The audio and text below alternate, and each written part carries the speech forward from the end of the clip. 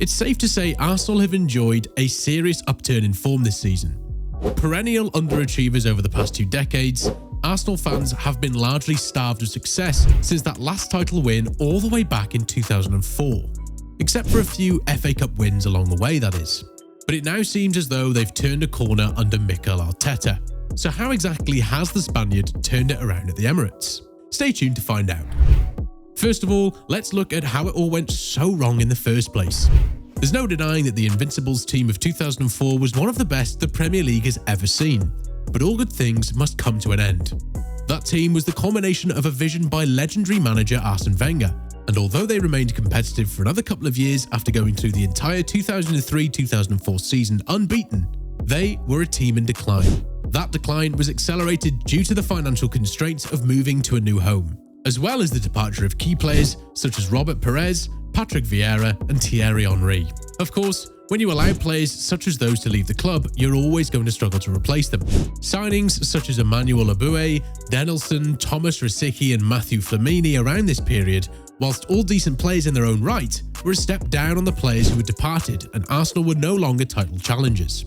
They were competitive on the domestic cup scene, however, and bagged no fewer than 4 FA Cups since the Invincibles strutted their stuff.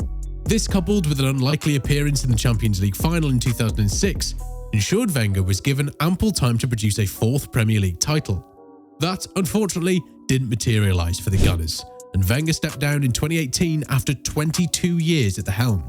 Since then, a period of instability has threatened to derail the club even further, following the ill-fated appointment of Unai Emery, but the green shoots of recovery are beginning to appear with Arteta now in his 3rd full season in the Arsenal dugout. Next up, we're taking a look at Arteta's methods. Mikel Arteta is a modern football manager in every sense of the phrase. After honing his coaching skills under Pep Guardiola at Manchester City, the man from San Sebastian on Spain's northern coast set out to undertake the huge task of turning Arsenal into legitimate contenders once again in December 2019. He brought with him an ethos, which the Arsenal fans and players all seem to be buying into right now. Under Arteta, every man in that starting 11 knows his role. The former Rangers and Everton midfielder doesn't leave anything to chance and arms his troops with the best possible chance of winning before every game. Meticulous planning and detailed coaching means that in any given situation, every player knows where he should be on the pitch. This has meant that Arsenal have become one of the most organised units in the Premier League. It doesn't take a genius to see Guardiola's influence either. They have developed into a team who progress up the pitch playing attractive football, using the 1- and 2-touch football made famous by those irritations of Arsenal under Wenger we saw around the turn of the century. Arteta doesn't just want to win, he wants to win in style, a trait which most successful managers have in abundance. It's not simply copying Guardiola's methods though, right? Right. Arsenal do have their own identity. Whilst Arteta has picked out the best, most devastating attributes of Manchester City's style, he has also added in his own elements. You don't often see City playing on the counter-attack, quite simply because they're better than most teams and usually have the lion's share of possession. Mikel Arteta has no problem playing on the counter if he decides that it's the best way for Arsenal to get a result. This shows humility and a level of understanding that not many young managers exhibit. They can also be direct when they need to be, which means that they are often sometimes as dangerous when defending set pieces as they are when attacking. Akin to Liverpool's famed attacking trio of Salah, Mane and Firmino, who are probably the best example of this counter-attacking style in recent times. Arteta has shown his ability to actually coach players to become better too. When he first arrived at the Emirates, Granit Xhaka's Arsenal career seemed to be all but over. The turnaround in form the Switzerland captain has shown is a testament to both his own mentality and Arteta's methods. And what about off the field? Good managers build a winning mentality on the field. Great managers build one throughout the entire club. And this appears to be what Mikel Arteta has done at Arsenal since first walking through the doors just over 3 years ago. Arsenal were uncompetitive, for lack of a better word, and the fear of playing them had simply disappeared. Cesc Fabregas, who was in and around the Invincibles squad as a youngster without actually playing during the epic season, recently revealed how he's seen firsthand what Arteta has done at Arsenal. In an interview with Talk Sport earlier this year, the Spanish playmaker explained that Arsenal's training ground manager told me it's 95% Mikel, who's changed the whole thing. Of course, this speaks volumes about Arteta's entire vision. Fabregas went on to explain how his countryman is changing the whole mentality of the club in a bid to turn them into serious title contenders. And it appears as though that philosophy is paying off.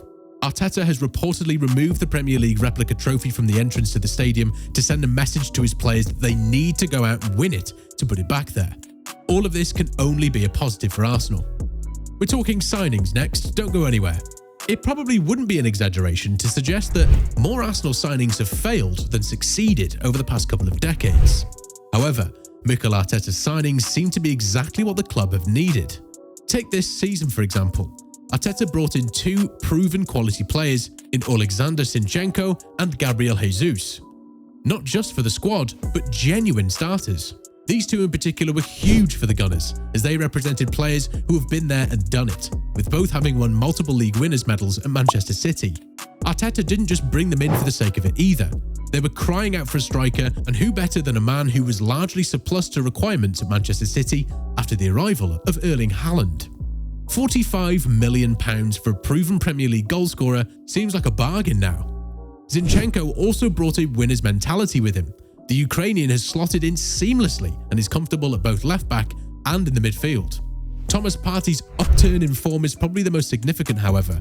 The Ghanaian has been a colossus this term, marshalling the midfield and allowing Arsenal creative players to do their thing going forward. Which brings us nicely onto club captain Martin Odegaard. The Norwegian was at a crossroads in his career when he joined the club from Real Madrid. A child prodigy, he had somewhat lost his way during the early part of his career, no doubt due to the immense hype which accompanies a player who signs for Madrid at 16. Arteta is now getting the best out of him and deserves immense credit for doing so. Odegaard knits everything together beautifully and has a superb knack of knowing exactly when to release a pass. This, inevitably, benefits others around him such as the excellent Bukayo Saka, who is also flourishing under Arteta.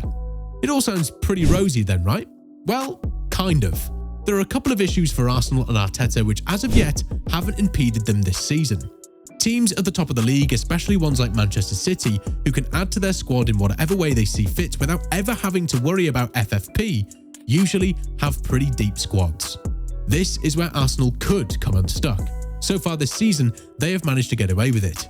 When Gabriel Jesus was ruled out through injury earlier this year, a lot of people thought that may have been the end of their title aspirations. But players like Saka and Nikita grabbed the bull by the horns and showed up for the Gunners. They had a blip recently after losing to both Everton and title challengers Manchester City, whilst also drawing with Brentford after a horrific VAR decision. But it seems like they're now firmly back on track. Should they suffer a couple of injuries or suspensions to key players, however, then Mikel Arteta's world could come crashing down. So far, they've managed to navigate the problem of having one of the more shallow squads in the top half with aplomb. But that worry is never too far away for fans of one of England's most prestigious clubs. So, what are the chances of Arsenal ending the season as champions? As of right now, Arsenal are odds-on favourites to win the league this season. Their ability to come from behind, as recently exhibited against Bournemouth, proves that they have the mentality to get the job done from a position of adversity. As the weeks roll by and Arsenal keep picking up wins, more and more pundits and personalities around the game are starting to believe that the men from North London can finally end 19 years of hurt where the Premier League title is concerned. If they do go on to win the league this year, then they will have one man to thank: Mikel Arteta. Stan Kroenke wagered a huge gamble when he installed Arteta as Arsenal's boss back in 2019, and that gamble could end up paying off in a big way come May. Should Arsenal go on to win the league, it won't just be a win for Arsenal. It will be a win for football as the monotony of Manchester City buying league title after league title begins to finally wear off. As always, thanks for dropping in on us today, and remember to swing by again next time when we'll be discussing loads more cool bits and pieces. And why not do us a solid by liking and sharing today's video, whilst also subscribing to our channel. Oh, and give us your thoughts on Arsenal under Arteta below.